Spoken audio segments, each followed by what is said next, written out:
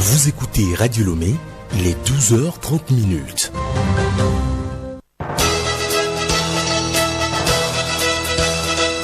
Le journal Léontine Atogima. Bonjour à tous et bienvenue dans cette édition dont voici les titres. L'autorité de régulation des marchés publics implique les conseils municipaux dans l'exécution et le contrôle des marchés publics.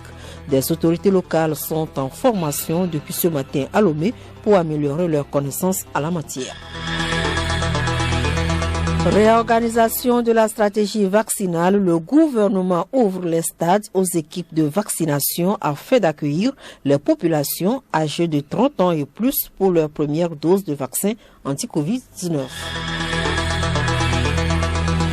Chose promise, chose due, le président centrafricain entame aujourd'hui les premières consultations nationales avant le dialogue républicain réclamé par les partis politiques et la communauté internationale. radiolomé.tg. L'exécution et le contrôle des marchés publics, objet de formation à l'endroit des conseils municipaux. La rencontre de 3 jours est destinée à améliorer les connaissances des autorités municipales du Grand Lomé. Hortense Djoa. Pendant ces 3 jours, les élus locaux vont se former sur les règles de gestion et de contrôle du processus de la commande publique. Ils seront capables de cerner et d'expliquer la procédure d'acquisition publique de leur commune conformément à la réglementation en vigueur. Aftar Touré Mourou, directeur général de l'autorité de régulation des marchés publics. Nous allons former presque 357 membres des cellules de passation, de contrôle des marchés publics, y compris les PRMP, afin que ces derniers puissent maîtriser les procédures de passation, d'exécution et de contrôle des marchés publics dans toute la transparence et qui permettent donc à ces communes d'utiliser les marchés publics comme un outil de développement local. Nous attendons à l'issue de cette formation que les acteurs qui sont dans les marchés publics au niveau des communes puissent donc faire des acquisitions dans le respect de la transparence, dans le respect de l'intégrité. Les marchés publics doivent être au service du développement. Les procédures de passation des marchés publics, les techniques de détection de fraude sont entre autres modules qui seront développés au cours de la formation. Logosu Josu, formateur. L'outil principal d'abord c'est par rapport à la constitution des organes de passation de gestion des marchés publics au sein de ces communes. Par ça, ils doivent planifier leur acquisition. Et après, on va aussi donc leur parler des techniques d'évaluation des offres. Et donc, on va parler donc de comment est-ce qu'il faut signer les marchés attribués, le suivi de l'exécution des marchés publics. À la fin, on va aussi échanger avec eux sur les missions de l'organe de régulation des marchés publics par rapport au règlement des conflits qui peuvent subvenir à l'occasion de la passation des marchés publics. Cette formation qui prendra fin mercredi prochain se fait simultanément à Atapamé, Palimé et à Davie. Merci à vous, Hortense Joie. Je le disais tantôt dans les titres, lutte contre le Covid-19, le gouvernement réorganise sa stratégie vaccinale pour la réussite de la campagne de vaccination. Depuis ce matin, d'autres sites de vaccination, notamment les stades et certaines écoles, sont ouverts au public pour permettre à tout citoyen âgé de 30 ans et plus de recevoir sa première dose de vaccin. Charlotte Ahar. Pour le Grand Lomé, 8 sites d'enrôlement et de vaccination sont retenus, à savoir le stade municipal de Lomé, le stade d'Agoenivé, le stade de Kégué, le stade d'Agaza à Bonsimé, le stade d'Asfosa à Ablogame, le terrain du lycée de Tokoin, le stade de Djifa Kota à Akoresewa et le terrain de l'école primaire publique de Sobo-Sito. Les sites seront ouverts tous les jours de manière continue de 7h30 à 18h. Le coordonnateur de la gestion de la riposte contre le Covid-19, le colonel Djibril Mohamed, donne les raisons de cette réorganisation. Nous avons réorganisé rapidement, d'autant plus que dans la première stratégie, les difficultés que nous avons eues, c'est qu'il y a eu plus de 200 sites de vaccination dans le Grand Lomé. Et ces 200 sites, les gens n'arrivaient pas à les trouver.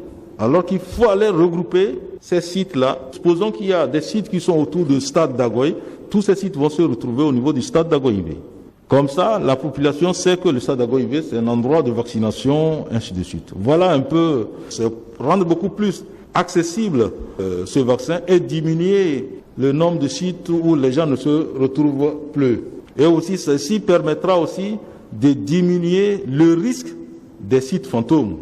Cette réorganisation concerne aussi l'intérieur du pays. Les opérations d'enrôlement de vaccination reprennent ce mercredi et elles se feront dans un premier temps dans les chefs-lieux de région sur les sites suivants. À la préfecture de Tone pour la région des Savanes, au CHU de Kara pour la région de Kara, à la polyclinique de Sokodé pour la région centrale, à la direction régionale de l'action sociale à Atakpamé pour la région des Plateaux, au stade Dr Kaolo de Tchévier pour la région maritime. Afin de faciliter l'opération vaccinale, il est recommandé aux personnes candidates à la vaccination de s'inscrire préalablement en ligne en composant étoile 844 dièse ou en se rendant sur le site http://vaccin.covid19.gouv.tg. Cette inscription permettra de fournir aux personnes candidates à la vaccination des informations pratiques et adaptées sur le jour, l'heure et le lieu de leur vaccination,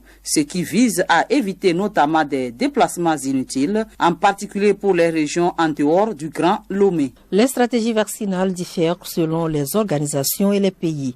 L'approvisionnement en vaccins est aujourd'hui au cœur d'une lutte d'influence diplomatique où chaque pays producteur de vaccins avance ses pions selon ses propres intérêts.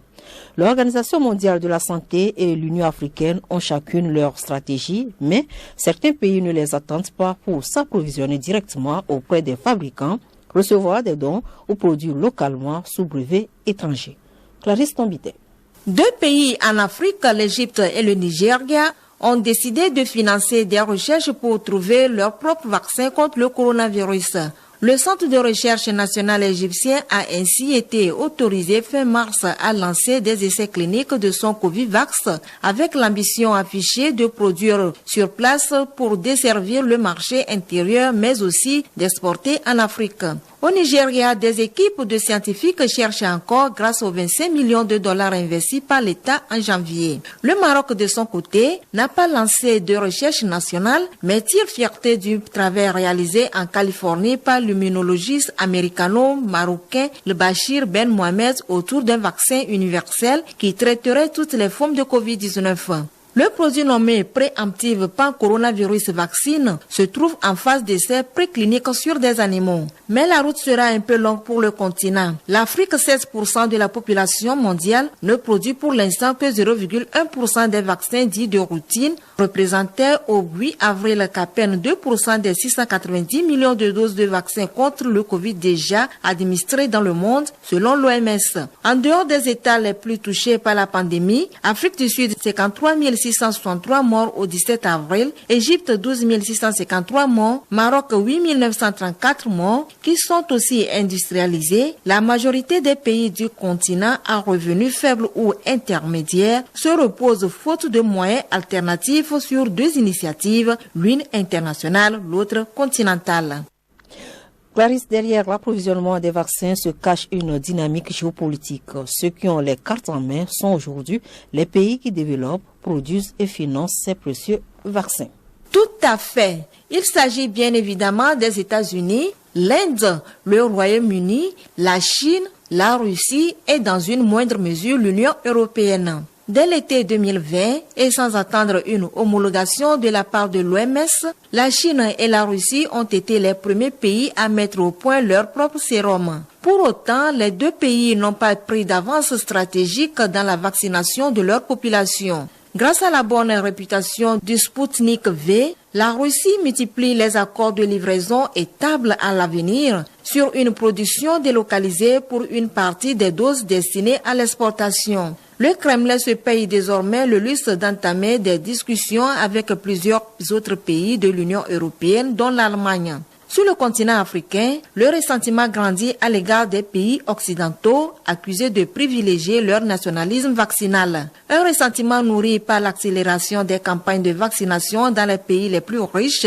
mais aussi par le principal vaccin livré par le programme COVAX, le sérum développé par Oxford AstraZeneca. Récemment, le patron de l'OMS, Tedros Adhanom Ghebreyesus, a adressé une mise en garde à l'égard des principaux pays producteurs de vaccins qui prévoient de contourner COVAX pour faire leurs propres dons pour des raisons politiques ou commerciales qui leur appartiennent. Des arrangements bilatéraux fustigés par le chef de l'OMS qui dénonce un risque d'attiser les flammes de l'inégalité vaccinale. Dernier mot en national, le ministre délégué chargé de l'enseignement technique et de l'artisanat, Odin Eke Kokou, a entrepris du 7 au 18 avril dernier une tournée d'échange avec les populations des cantons d'Anié sur les projets et actions du gouvernement en matière de développement pour le bien-être des populations rurales. Cette tournée d'échange s'inscrit dans le cadre de la vulgarisation de la politique de développement prônée par le chef de l'État à travers la mise en œuvre de la feuille de route gouvernementale.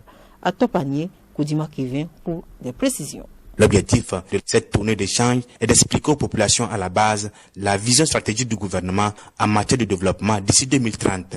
Durant 2 jours, les populations ont été entretenues et éclairées sur les projets et actions du gouvernement, notamment dans les domaines de l'éducation, de la santé, de l'agriculture, ainsi que dans les domaines de l'énergie et du social, pour offrir et assurer aux populations de bonnes conditions de travail et de vie.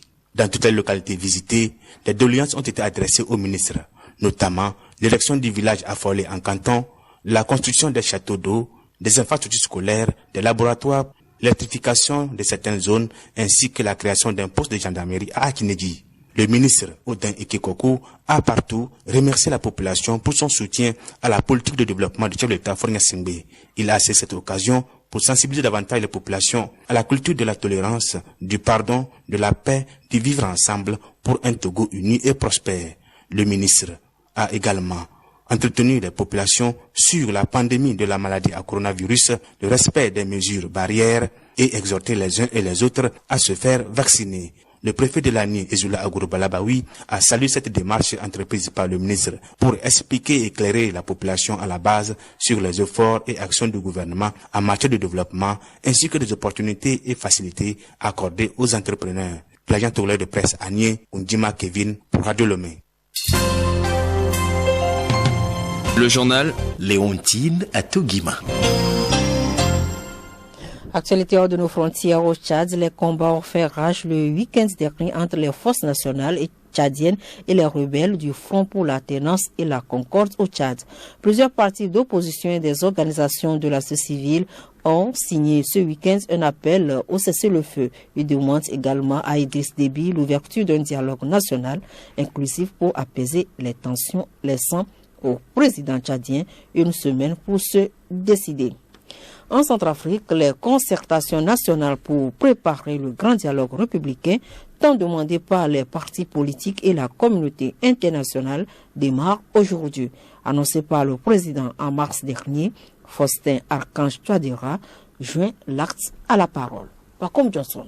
Le président Faustin Archange Touadéra recevra les 23 membres de la délégation de Bangui qui ouvre le bal du palais de la Renaissance. Dès mardi, ce sera au tour de la société civile, syndicats, associations et ONG se succéderont jusqu'à mercredi. Viendront ensuite les confessions religieuses, protestants, catholiques et musulmans, présenteront leurs doléances au président vendredi prochain. Enfin, après une journée consacrée aux préfectures et aux chefs traditionnels venus de tout le pays, les partis ou rassemblements politiques comme le CO2 2020 clôtureront les concertations le mardi 27 avril. Le pouvoir a exclu tout dialogue avec les représentants des groupes armés ou tout parti politique ayant montré un quelconque soutien à la coalition des patriotes pour le changement CPC. En revanche, au sein de l'équipe technique d'appui, on indique que les députés concernés par une procédure de levée d'immunité parlementaire pourront participer aux concertations. Une fois les consultations compilées, le chef de l'État a promis que cela servirait de base à l'application de l'accord de paix et de réconciliation nationale signé il y a plus de 2 ans.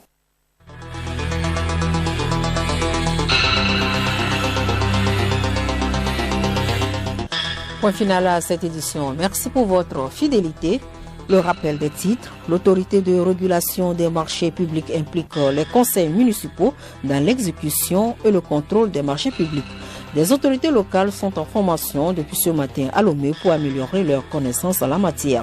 Réorganisation de la stratégie vaccinale, le gouvernement ouvre les stades aux équipes de vaccination afin d'accueillir les populations âgées de 30 ans et plus pour leur première dose de vaccin anti-Covid-19. Chose promise, chose due, le président centrafricain entame aujourd'hui les premières consultations nationales avant le dialogue républicain réclamé par les partis politiques et la communauté internationale.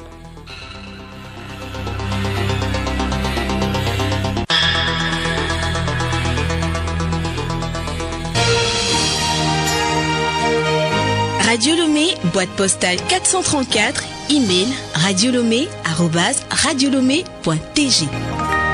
radiolomé.tg